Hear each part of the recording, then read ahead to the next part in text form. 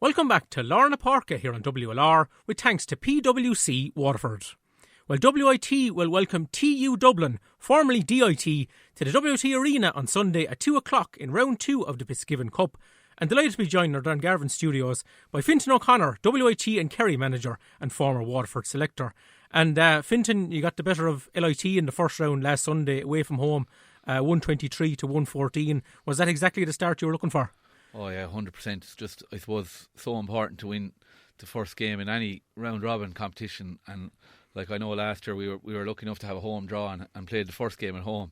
And I suppose there's massive pressure on either team in the first game, and giving you a win gives a little bit of confidence, makes it easier for fellas to come in training the following week and gives them something to look forward to. If you slip up, you're really, really under pressure in the second game. So yeah, look, well, it's nice to get the win and I suppose have that little bit of comfort, but we still, I suppose, are very focused about this weekend and taking on what will be a very good DIT side on Sunday.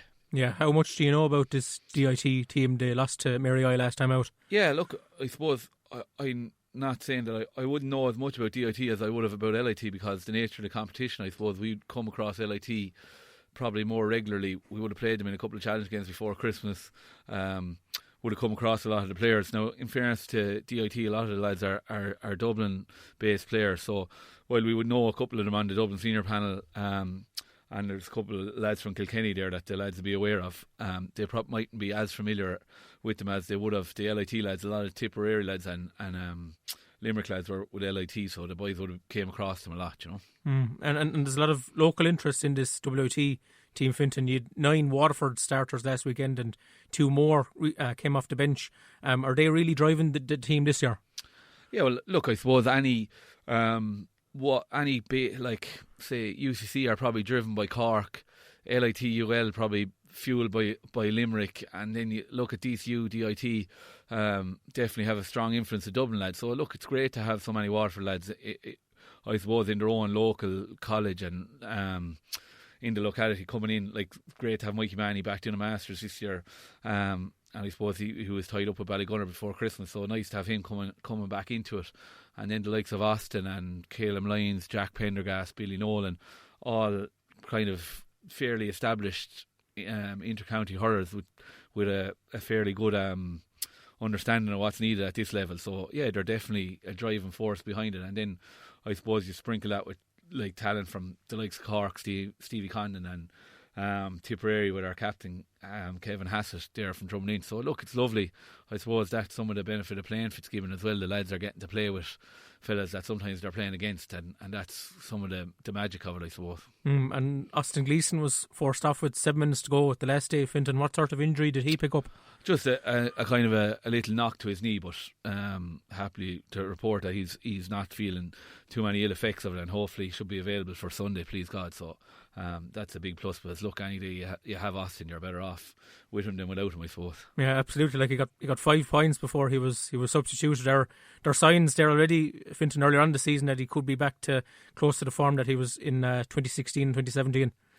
Yeah, look, I think in fairness to Austin, he's probably under huge pressure all the time, and he's under the microscope all the time, and I'd say maybe getting away for a bit of the summer and having maybe less of a microscope on him probably done him a bit of good. And look, I suppose Austin is like every young fella. He just needs to go out and have a bit of enjoyment in it, and hopefully he's enjoying playing his hurling now and has a bit of a smile on his face. And look, I think that was the key to him being so impressive and so successful that time. With like he kind of found a way of playing without being under massive pressure. I know from working closely with Derek at the time, he probably didn't have a huge expectation on Austin, and I think that's probably like everyone. It's probably easier to hurl when you're not there's not that big burden of expectation on you.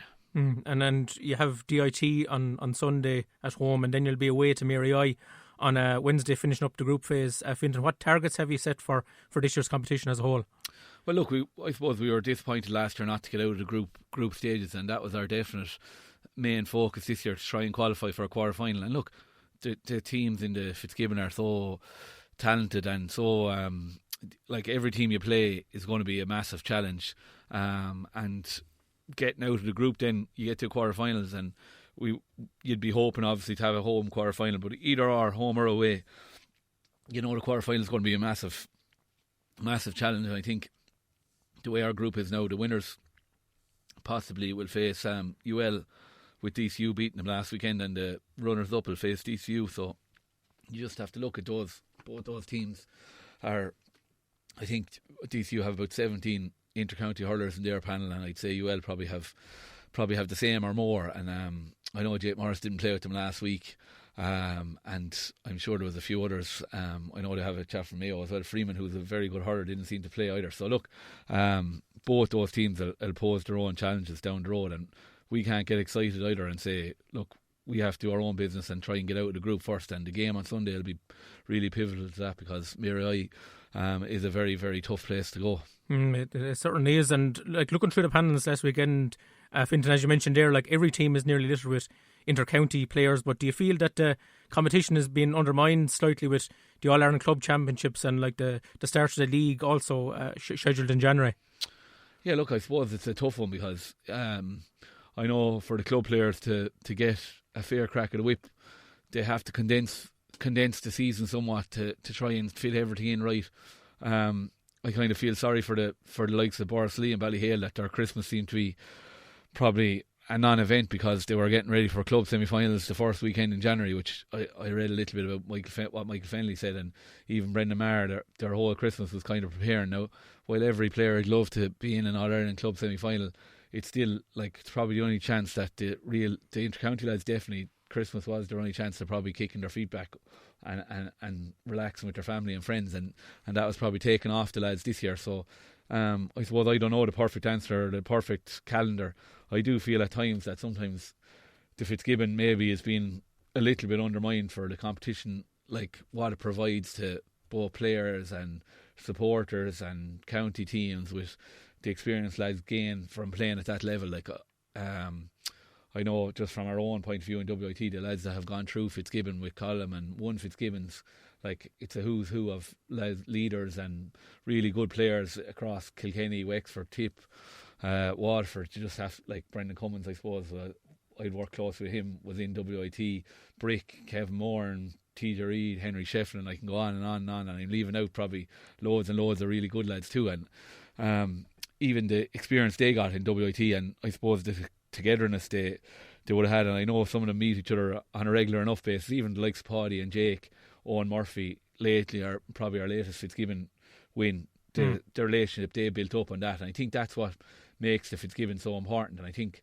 that the powers that be, I suppose, shouldn't lose sight of how much enjoyment lads get a playing in it, and I suppose how much enjoyment people get at going and seeing it. It's a real good competition. And I suppose, in fairness, it's probably changed a little bit in the last number of years, because I suppose the age profile of the players playing inter-county now has kind of come down, and a lot of the lads now, when they're playing inter-county, they're nearly 21, 22. They're already really established inter-county hurlers, and just look at even UL Kyle Hayes, their centre forward. He's already been a pin-out hurler. Same with Austin, I suppose. He's already been hurler of the year. Do you know what I mean? Like they're, I suppose 5-10 years ago they were probably coming through from the Fitzgibbon, where now they're nearly on their county team and then they're coming back playing Fitzgibbon, and it's hard. And in fairness to Liam Cahill this year, he's been very, very understanding of what we're trying to do, and he's been very good to the lads that have been involved. And in fairness, I suppose we can't thank him enough for that, because